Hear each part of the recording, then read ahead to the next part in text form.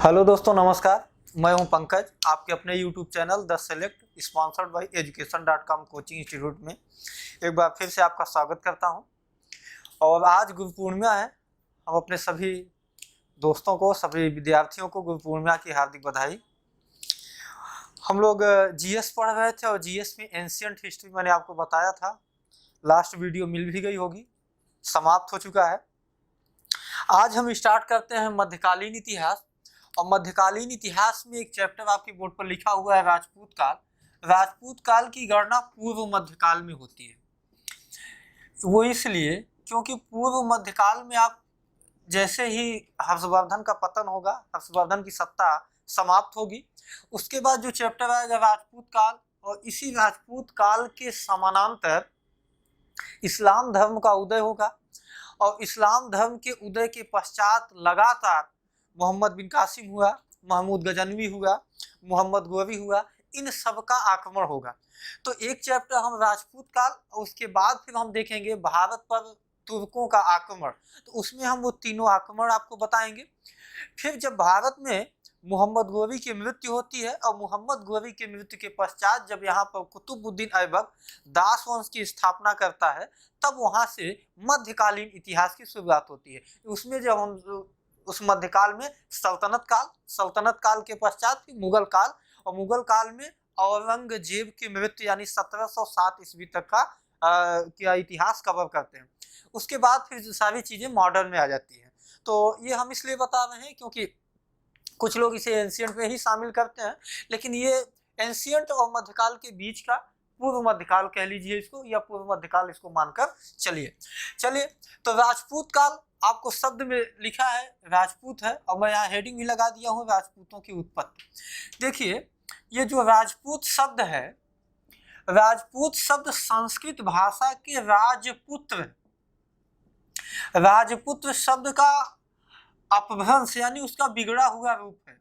हाँ, जैसे आप सुनते होंगे कि कहीं पे हम एक छोटा सा उदाहरण लेते हैं। जैसे हमारे इलाहाबाद में जहाँ बस स्टैंड है या ऑटो टैक्सी स्टैंड है, वो लोग जाते स्टेशन है तो स्टेशन नहीं बोलते, स्टेशन का बिगड़ा हुआ वो टेशन हो जाता है ना। हाँ, तो वही टेशन क्या है, टेशन तो है स्टेशन का बिगड़ा हुआ शब्द आपके क्या प्रचलन में हो गया, टेशन। उसी तरीके से राजपूत शब्द का जो बिगड़ा हुआ शब्द है वो हो गया है राजपूत, जो संस्कृत भाषा के राजपुत्र शब्द से ही उत्पन्न हुआ।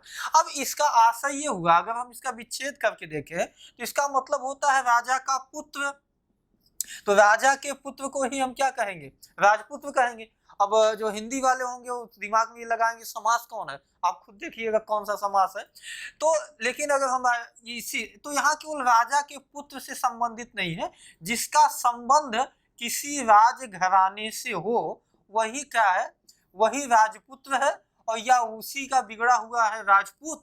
तो जब भारत में हर्षवर्धन की मृत्यु के पश्चात से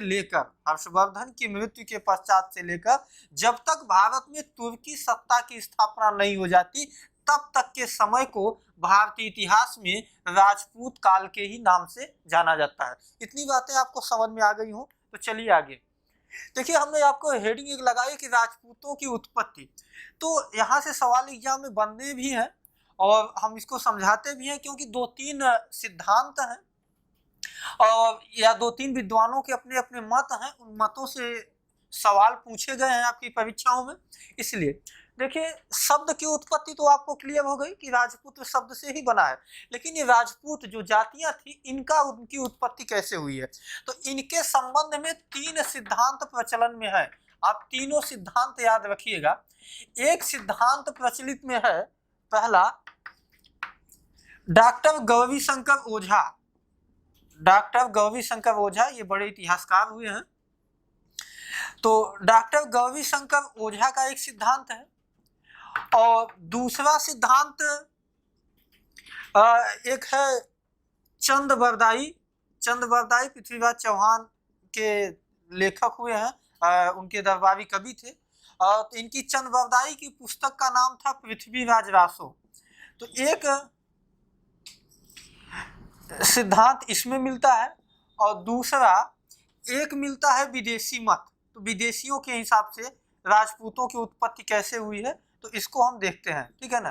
तो ये 3 सिद्धांत हैं। अब आपसे सवाल एग्जाम में राजपूतों की उत्पत्ति से संबंधित जो पूछा जाता है वो पूछा जाता है कि जैसे किनके मत के अनुसार राजपूतों की उत्पत्ति प्राचीन भारत के क्षत्रियों से ही उनका संबंध दर्शाता है, तो वो गौरीशंकर ओझा है। तो इस तरीके के सवाल पूछा जाता है। इनमें से तीनों मत कभी ये नहीं पूछा जाएगा कि कैसे उत्पत्ति हुई, जब भी पूछा जाएगा इनके विचार ही पूछा जाएगा। तो चलिए एक एक करके देखते हैं। देखिए डॉक्टर गौरीशंकर ओझा का मानना ये है कि जो हर्षवर्धन की मृत्यु के पश्चात जो भी सत्ताएं भारत में स्थापित हुई राजपूतों की, वह सत्ताएं ये राजपूत कहीं बाहर से नहीं आए, न इनका कहीं और कहीं से उत्पत्ति है, बल्कि जो प्राचीन काल में भारत में 4 वर्ण थे, ब्राह्मण क्षत्रिय वैश्य शूद्र, तो उन्हीं में से जो क्षत्रिय थे उन्हीं प्राचीन क्षत्रियों के ही वंशज कौन कहलाए, राजपूत कहलाए गए। ये मानना है डॉक्टर गौरीशंकर ओझा का। तो डॉक्टर गौरीशंकर ओझा चूंकि प्राचीन भारतीय क्षत्रिय वर्णों से ही संबंध स्थापित करते हैं राजपूतों का, इसलिए ऐसी इस मत को देशी मत भी कहा जाता है। तो इस देशी मत के समर्थक कौन माने जाते हैं, डॉक्टर गौरीशंकर ओझा। डॉक्टर गौरीशंकर ओझा का नाम मैंने एक बार पिछले लिया था, उनकी एक पुस्तक है भारत में सामंतवाद का उदय, जब मैं आपको गुप्तोत्तर काल पढ़ा रहा था तो वहीं पे इसके विषय में बता रहा था। चलिए दूसरा है चंद बरदाई। चंद बरदाई मैंने बताया कि चौहान वंश का बड़ा फेमस शासक था पृथ्वीराज चौहान। पृथ्वीराज चौहान से भी एक बार सवाल बीएड एंट्रेंस में पूछ लिया गया कि जो पृथ्वीराज चौहान जो बहुत फेमस प्रसिद्ध शासक है वो कौन सा पृथ्वीराज था। पृथ्वीराज प्रथम, पृथ्वीराज द्वितीय, तृतीय, तो पृथ्वीराज तृतीय था। पृथ्वीराज राय पिथौरा की उपाधि भी धारण किया था, तो उसके दरबार में रहने वाले चंद्रबरदाई थे और इन चंद्रबरदाई की पुस्तक का नाम था पृथ्वीराज रासो। इस पुस्तक में उन्होंने एक सिद्धांत प्रस्तुत किया, उस सिद्धांत का नाम है अग्निकुंड सिद्धांत। मैं सीधे सिद्धांत का नाम लिख देता हूं, अग्निकुंड सिद्धांत।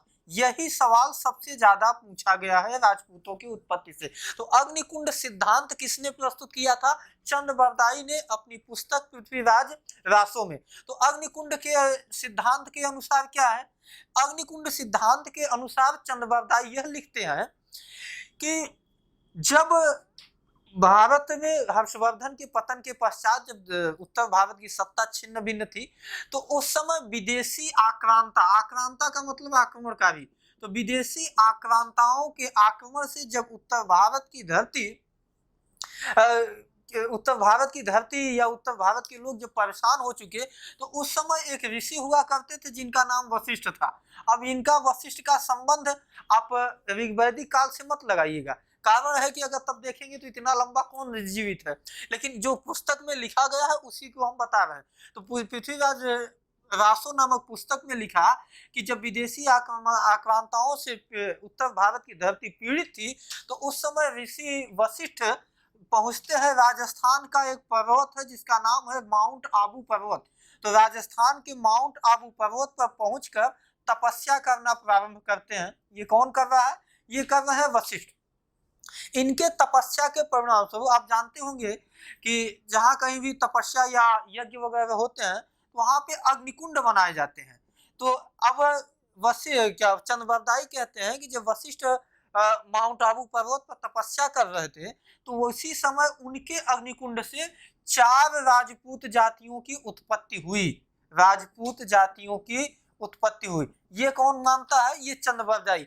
चूंकि 4 राजपूत जातियों की उत्पत्ति अग्निकुंड से हुई है, इसीलिए इनके सिद्धांत को अग्निकुंड सिद्धांत भी कहा जाता है। अब आपके एग्जाम में सवाल पूछता है कि निम्नलिखित में से, अब आपके सामने 4 विकल्प होंगे, ए, बी, सी और डी। अब इनमें से 4 में से किसी 3 का विकल्प में दे देगा, चौथा कोई और दे देगा, और पूछता है कि निम्नलिखित में से किस राजपूत जात की उत्पत्ति अग्निकुंड सिद्धांत से नहीं हुई है। ऐसे करके या तो 3 जो नहीं है उनको दे देगा, एक दे देगा कि तो ये पूछेगा कि अग्निकुंड सिद्धांत से किसकी उत्पत्ति मानी जाती है। तो इन 4 राजपूत जातियों के पहले नाम लिख लीजिए। चलिए हम इसको, आप स्क्रीनशॉट लीजिए, इसको मिटा के फिर ऊपर बताते हैं।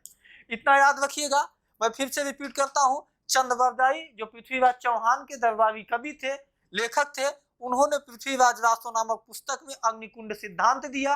अग्निकुंड सिद्धांत के अनुसार जब उत्तर भारत की पृथ्वी आक्रांताओं के आक्रमण से पीड़ित हो चुकी, तो ऋषि वशिष्ठ माउंट आबू पर्वत पहुंचते हैं। माउंट आबू पर्वत नाम याद रखिएगा, जैनियों का बड़ा फेमस दिलवाड़ा मंदिर, विमल शाह मंत्री चालुक्यवंशी शासक तो बनवाया था, वो भी सवाल खूब पूछा गया है। तो माउंट आबू पर्वत पर तपस्या करते हैं, परिणाम स्वरूप अग्निकुंड से 4 राजपूत जातियों की उत्पत्ति होती है। अब ये 4 राजपूत जातियां कौन सी हैं, बोर्ड साफ कर देते हैं, उसके बाद बताते हैं।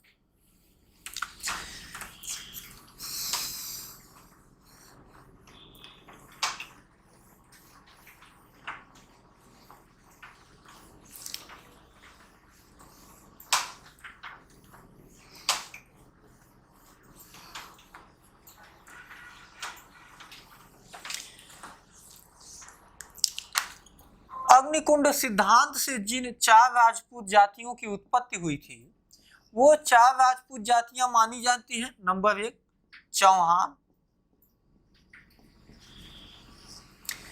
नंबर 2 चालुक्य,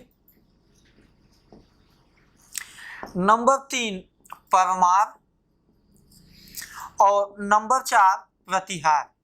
इसको याद करने का तरीका आपको ऐसे है कि 2 को आप याद कर लीजिए पी या प पे हैं, और 2 को याद कर लीजिए सी या च से हैं।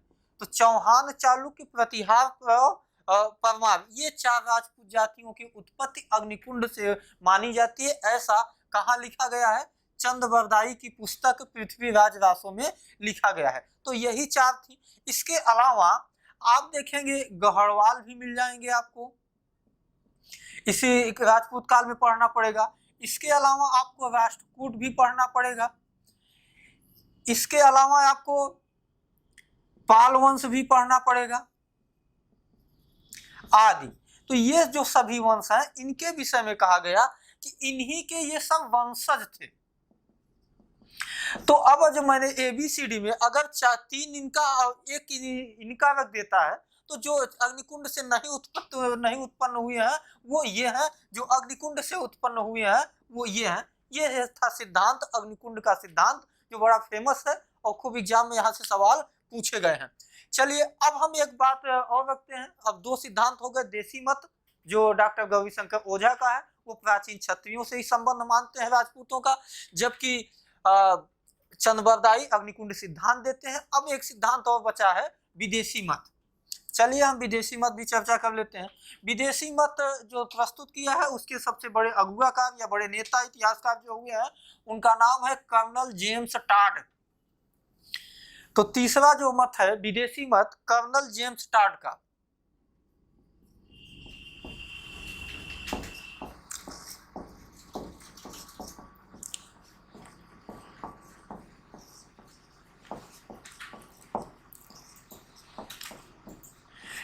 इतिहासकार कर्नल जेम्स टाड विदेशी हैं। इनका मानना यह है कि राजपूतों की उत्पत्ति न ये प्राचीन क्षत्रिय थे, न इनकी उत्पत्ति अग्निकुंड से हुई, बल्कि इनका ये मानना है कि मध्य एशिया में एक जाति थी जिसका नाम था सिथियन। तो कर्नल जेम्स टाड राजपूतों के विषय में बताते हैं कि ये मध्य एशिया के सिथियन जाति से संबंधित थे। अब सवाल ये बनता है कि कोई ना कोई बेस होगा, कोई ना कोई आधार होगा, जिसके हिसाब से उन्होंने ये बताया होगा कि सिथियन जात से ही संबंधित थे हमारे यहाँ के राजपूत। तो उनका ये मानना है कि जिस तरीके से सिथियन जाति का रहन सहन या उनका जो खान पान या जो सबसे बड़ी विशेषता युद्ध प्रेमी, क्योंकि हमारे यहाँ चाहे प्राचीन क्षत्रिय रहे हों चाहे मध्यकाल में राजपूत रहे होंगे, इनकी सबसे बड़ी विशेषता है युद्ध प्रेमी, यानी अपनी मातृभूमि से, अपने देश से जितना इनका लगाव है, जिस तरीके से इन्होंने देश की सुरक्षा किया है, उतना और नहीं मिलता। हम ऐसा नहीं कर रहे हैं कि किसी और ने नहीं किया, बल्कि इतना ये भी इनकी विशेषता है। तो इन सभी विशेषताओं के आधार पर ही कर्नल जेम्स टाड ये मानते हैं कि भारत के राजपूत मध्य एशिया के सिथियन जात से संबंधित थे, और उन्हीं सिथियन जात से आए हुए जो देश में थे वो कौन थे, राजपूत थे। ऐसा मानना था कर्नल जेम्स टाड का। तो ये 3 मत आपके सामने हो गए, तीनों याद रखिएगा। डॉक्टर गौरीशंकर ओझा का, दूसरा अग्निकुंड सिद्धांत, और तीसरा कर्नल जेम्स टाड का जो सिथियन जाति से संबंध स्थापित किया है वहां से। चलिए अब हम देखते ये हैं कि कि राजपूत काल में किन किन वंशों को आपको पढ़ना है, कहाँ कहाँ से सवाल आते हैं। देखिए हम इसको बहुत डिटेल में नहीं, क्योंकि यहाँ से सवाल गिने चुने वंशों से और गिने चुने सवाल हमेशा पूछे जाते हैं हर एग्जाम में, चाहे आप आईएएस पीसीएस भी देंगे तो वो भी, आप छोटे एग्जाम वनडे भी देंगे वहां भी इस काल से, राजपूत काल से गिने चुने सवाल आते हैं। कारण ये है कि उसके पहले हर्षवर्धन से खूब सवाल पूछे जाते हैं, उसके बाद सीधे तक वो सवाल आते हैं तो मध्यकालीन भारत से सवाल आते हैं। तो देखिए कौन कौन से टॉपिक से ज्यादा सवाल आते हैं, हम उन पर फोकस करते हुए आगे बढ़ते चलेंगे। हाँ, आपसे बात हर वंश की करेंगे कि इस वंश का संस्थापक कौन था, कौन फेमस शासक हुआ, कौन प्रसिद्ध शासक हुआ। हमारे राजपूत काल में ऐसे भी शासक हुए हैं जो किसी मौके पर कोई उंगली काट के भगवान को चढ़ा दिया है, कोई जीभ भी काट के चढ़ा दिया है, ऐसे भी मिलेंगे, उनसे भी सवाल पूछे गए हैं तो उनके भी हम चर्चा करेंगे। तो देखिए किन किन वंशों को आपको पढ़ना है। सबसे पहला वंश हम पढ़ाएंगे जो आपको, वो पढ़ाएंगे गुर्जर प्रतिहार वंश। गुर्जर प्रतिहार, पी पे मैंने कहा था प्रतिहार वंश, इनका भी उत्पत्ति अग्निकुंड सिद्धांत से हुई है। दूसरा जो हम आपको पढ़ाएंगे राष्ट्रकूट। मैं अब क्रम बदल रहा हूँ, क्रम क्यों बदल रहा हूँ, इसके पीछे एक कारण ये है कि आप लोग भारतीय इतिहास में एक युद्ध पढ़े होंगे, त्रिगुट संघर्ष। ये त्रिगुट संघर्ष बड़ा प्रसिद्ध युद्ध है।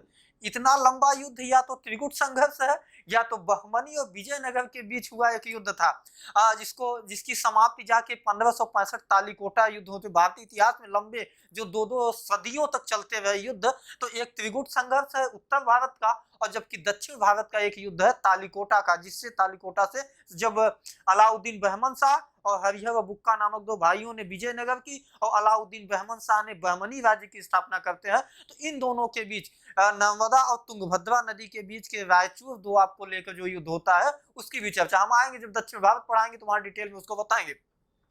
और तीसरा जो हमको पढ़ना है राजपूत काल में वो है पाल वंश। उसके बाद जो हमको पढ़ना है वो है परमार वंश। इसी परमार वंश का शासक हुआ था भोज, और भोज बड़ा प्रसिद्ध है। हाँ, कहाँ राजा भोज कहाँ गंगूतेली, सुने होंगे ना सर। चलिए आगे देखते हैं। पांचवा फिर हम पढ़ेंगे चौहान को, चौहान वंश को। उसके बाद फिर हम पढ़ेंगे गढ़वाल वंश को, गढ़वाल वंश। उसके बाद फिर हम पढ़ेंगे चालुक्य वंश। तो इतने वंशजों पर हमको अधिक फोकस करना है। अब मैं क्रम इसलिए बदल दिया क्योंकि अब फिर से मैं रिपीट कर दूं आपकी बात को, तो गुर्जर प्रतिहार, उसके बाद हो जाते हैं परमार, चौहान और चालुक्य, जिन पर मैंने टिक किया है। इनकी उत्पत्ति मैंने आपको बताया कि अग्निकुंड सिद्धांत से हुई है, लेकिन मैं अब अग्निकुंड सिद्धांत को मैं पहले लेके नहीं चल रहा हूं। उसके पीछे कारण ये है कि इन गुर्जर प्रतिहार, राष्ट्रकूट और पाल को जब आप एक साथ पढ़ेंगे तो इतिहास अधिक बेहतर राजपूतों का समझ में आएगा। उसके बाद जब आप परमार को छोड़ दीजिए, फिर जब आप चौहान और गढ़वाल और चालुक्य इन तीनों को एक साथ शामिल करके पढ़ेंगे तो और बेहतर तरीके से समझ में आएगा। क्योंकि आपको पता होगा, ये तो सब सुने होंगे, हाँ, पृथ्वीराज चौहान और गढ़वाल वंशी शासक जयचंद, इन दोनों के बीच किस तरीके की शत्रुता थी। तो ये सारी चीज जब हम लेके एक साथ चलेंगे तो आपको बेहतर समझ में आएगा। तो चलिए आप लोग पहली हेडिंग लगा लीजिएगा, गुर्जर प्रतिहार वंश। तो गुर्जर प्रतिहार वंश हेडिंग लगाइए, इतने वंशों को हमको पढ़ना है। आगे बढ़ते हैं, हेडिंग लगाइए आप लोग।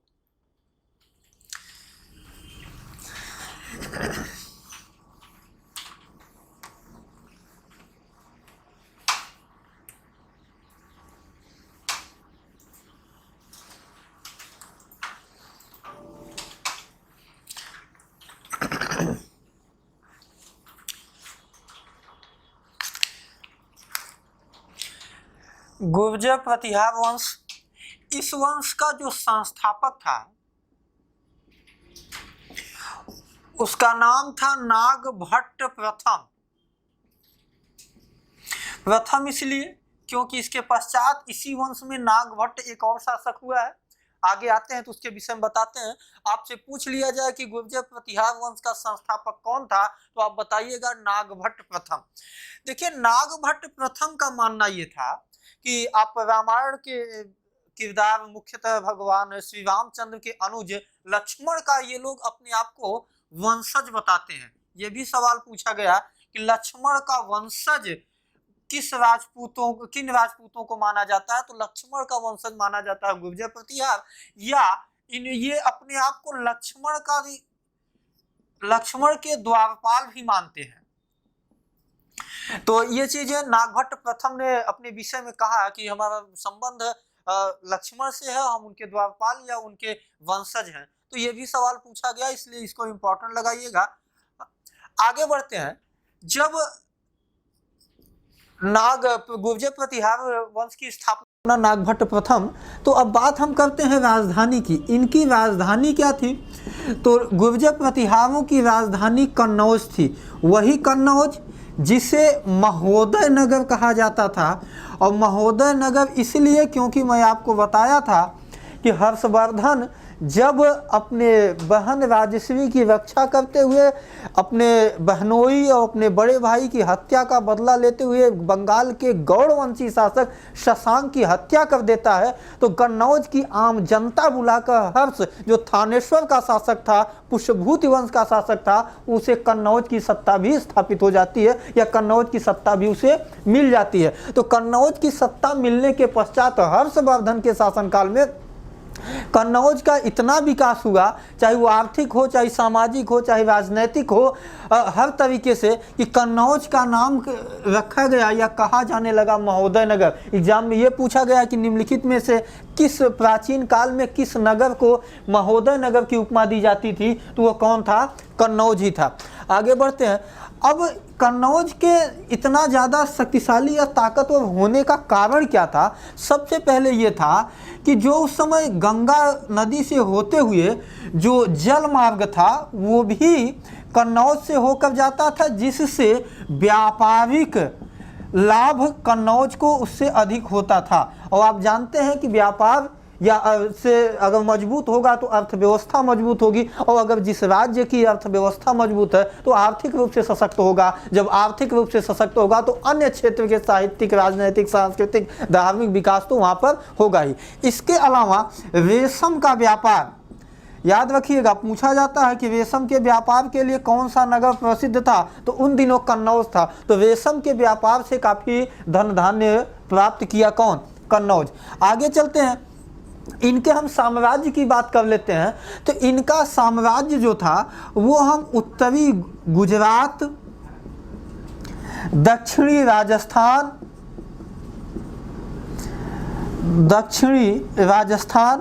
और उत्तरी और दक्षिणी उत्तर प्रदेश का हिस्सा शामिल कर लेते हैं। तो ये इनके साम्राज्य में शामिल था, किसके? गुर्जर प्रतिहारों के।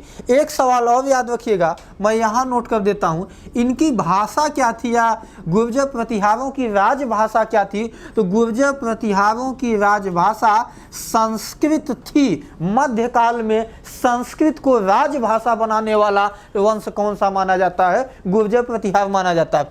इसके अलावा यदि इनकी धार्मिक मान्यता पूछा जाए, यानी धर्म पूछा जाए, तो गुर्जर प्रतिहार वंश के जितने भी शासक हुए सब के सब ब्राह्मण धर्म के अनुयायी थे। तो ये हुई इनके विषय में कुछ जानकारियां जो आप देख सकते हैं। नोट कर लीजिए, नोट्स बनाते चलिए, या इसको आप स्क्रीनशॉट ले लीजिए। उसके बाद अब नागभट्ट प्रथम के विषय में अधिक जानकारी का अभाव है, जितनी थी मैंने आपको बता दिया। अब इस वंश का जो अगला शासक होगा, प्रसिद्ध होगा, जिसके विषय में आपको जानना होगा, वो है वत्सराज। तो आप लोग अब हेडिंग लगा लीजिए, वत्सराज। एक चीज़ मैं और बोल रहा हूँ, गुर्जर प्रतिहार वंश की स्थापना पूछा जाए कब हुई थी, तो बता दीजिएगा 725 ईस्वी में नागभट्ट प्रथम ने किया था। डेट में मिस कर रहा था, मैंने आपको लिख दिया। अब इसको नोट कर लीजिए। उसके बाद अगली हेडिंग लगाइए, वत्सराज।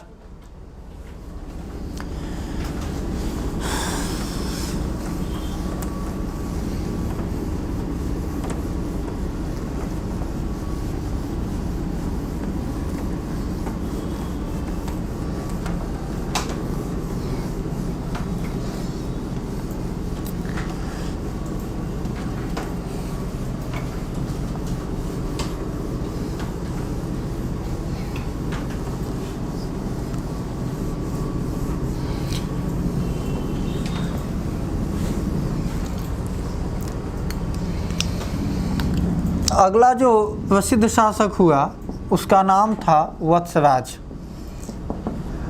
वत्सराज इसलिए प्रसिद्ध है क्योंकि इसी के शासनकाल में त्रिपक्षीय संघर्ष या त्रिगुट संघर्ष की शुरुआत मानी जाती है। तो अब हमको त्रिगुट संघर्ष या त्रिपक्षीय संघर्ष के विषय में पढ़ना है। अब थोड़ा सा आप मैप पर ध्यान दीजिएगा, मैं पूरा मैप नहीं बना रहा हूँ, सिर्फ आपको लोकेशन समझ में आ जाए। अगर ये क्षेत्र की हम बात करें तो हम आपको बताएंगे, जब बहमनी पढ़ाएंगे तो बरार का क्षेत्र था, क्योंकि जब बहमनी टूटता है तो 5 भागों में अहमदनगर, बीजापुर, गोलकुंडा, बरार और बीदर, ये 5 राज्यों में बनता है। तो उसमें एक राज्य जो बरार, यहाँ पर सत्ता थी राष्ट्रकूटों की। एक हम आपको बड़ी चीज़ बताएंगे, वो ये कि पूरा भारत का इतिहास पढ़ डालिए, आपको हमेशा इतिहास में ये मिलेगा कि उत्तर भारत से कोई जाकर कोई शासक, कोई राजा, कोई सुल्तान या कोई बादशाह दक्षिण की ओर आक्रमण किया है, लेकिन दक्षिण से आकर उत्तर की ओर आक्रमण करने का एकमात्र उदाहरण मिलता है। वो कौन सा वंश है? राष्ट्रकूट। इसके अलावा पूरे भारतीय इतिहास में दक्षिण से उत्तर की ओर साम्राज्य विस्तार करने की चेष्टा पूरा इतिहास में किसी ने नहीं की थी। उसके बाद इधर हम बात करते हैं, ये है बंगाल। बंगाल में उस समय सत्ता थी पाल वंश की। और इधर बात कर रहे हैं तो ये कौन से हैं? गुर्जर, प्रतिहार, कन्नौज। यहाँ ये कन्नौज इनकी राजधानी। तो इन कौन? ये प्रतिहार हो गए, मैप में आपको समझ में आ रहा होगा। इधर कौन हो गए हैं? राष्ट्रकूट हो गए हैं। ये कौन हो गए हैं? ये पाल वंश के हो गए हैं। तो इन तीनों के बीच ही त्रिगुट संघर्ष कह लीजिए या त्रिपक्षी, जिसमें एक पक्ष था प्रतिहारों का, दूसरा था राष्ट्रकूटों का और तीसरा था पालों का। तो सवाल नंबर 1 कि हर शासक के विषय में ये पूछा जाता है कि जैसे जिस समय त्रिगुट संघर्ष प्रारंभ हुआ उस समय प्रतिहारों का शासक कौन था? तो उस समय प्रतिहारों का शासक वत्सराज था। दूसरा सवाल कि जिस समय त्रिगुट संघर्ष प्रारंभ हुआ उस समय राष्ट्रकूटों का शासक कौन था? तो उस समय राष्ट्रकूटों का शासक ध्रुव था। और जिस समय त्रिगुट संघर्ष प्रारंभ हुआ उस समय पालों का शासक कौन था? धर्मपाल था। तो तीनों शासक का नाम याद रखिए। पहले हम वंश की बात कर लेते हैं कि त्रिगुट संघर्ष में कौन कौन से वंश शामिल थे। नोट नीचे नोट कर देते हैं आप लोग भी। नंबर 1 प्रतिहार है, मैप में समझ में आ रहा होगा। नंबर 2 कौन है? पाल है। कहाँ सत्ता थी? बंगाल में। और नंबर 3 राष्ट्रकूट हैं, जिनकी सत्ता कहाँ थी? दक्षिण भारत में। ये 3 राजवंश हो गए। अब शासक की बात कर लेते हैं कि कौन शासक थे। तो प्रतिहारों का शासक उस समय मैंने बताया आपसे वत्सराज था। पालों का शासक यदि आपसे पूछ लिया जाए तो बताइएगा आप लोग धर्मपाल था। जबकि राष्ट्रकूटों का शासक कौन था? तो आप बताइएगा ध्रुव था। ठीक, तो ये था त्रिगुट संघर्ष। अब त्रिगुट संघर्ष के कारण की चर्चा कर लेते हैं। और त्रिगुट संघर्ष के कारण के साथ साथ इसके इतना लंबा खींचने के क्या वजह थी या क्या कारण थे वो भी देख लेते हैं। इसके अलावा इस युद्ध का भारतीय राजनीति में पूर्व मध्यकाल में क्या प्रभाव पड़ा ये भी हम चर्चा कर लेते हैं। तो देखिए, त्रिगुट संघर्ष का कारण ये था कि मैंने आपको पिछली क्लास में जब हर्षवर्धन पढ़ा रहा था तो उस समय मैंने आपको थोड़ा सा इशारा किया था, इंगित किया था। मैंने आपसे बताया था कि देखिए, अगर जैसे उदाहरण लेते हैं, आज हमारे देश की सत्ता का केंद्र बिंदु क्या है? नई दिल्ली है। अगर आप ये सोचो, नई दिल्ली पर जिसका आधिपत्य हो जाए तो क्या उसका आधिपत्य पूरे भारत पर नहीं माना जाएगा? उसी तरीके से उस समय हर्षवर्धन के शासनकाल से लेकर राजपूत काल तक उत्तर भारत की सत्ता का केंद्र बिंदु कौन था? कन्नौज था। और वही कन्नौज जो हर्षवर्धन की मृत्यु के पश्चात गुर्जर प्रतिहारों की राजधानी है। तो कन्नौज उन दिनों सत्ता का केंद्र बिंदु था। इसीलिए इन 3 राजवंशों की नज़र किस पर बनी रहती थी? कन्नौज पर बनी रहती थी। तो चाहे प्रतिहार हो, प्रतिहारों की तो राजधानी ही कन्नौज है। पाल थे, राष्ट्रकूट थे, वो सब के सब चाहते थे कि किसी न किसी हाल में, हर सूरत में, हर कंडीशन में, हर परिस्थिति में कन्नौज उनके आधिपत्य में होना चाहिए। और यही कन्नौज पर आधिपत्य स्थापित करने को ही लेकर जो लगभग 200 वर्षों से अधिक यह युद्ध चला। अब किसी के दिमाग में ये न जाए कि 200 वर्ष तक क्या वत्सराज, धर्मपाल, ध्रुव जिंदा थे, इनके वंशज भी लड़ते रहे भाई, ये भी समझना है।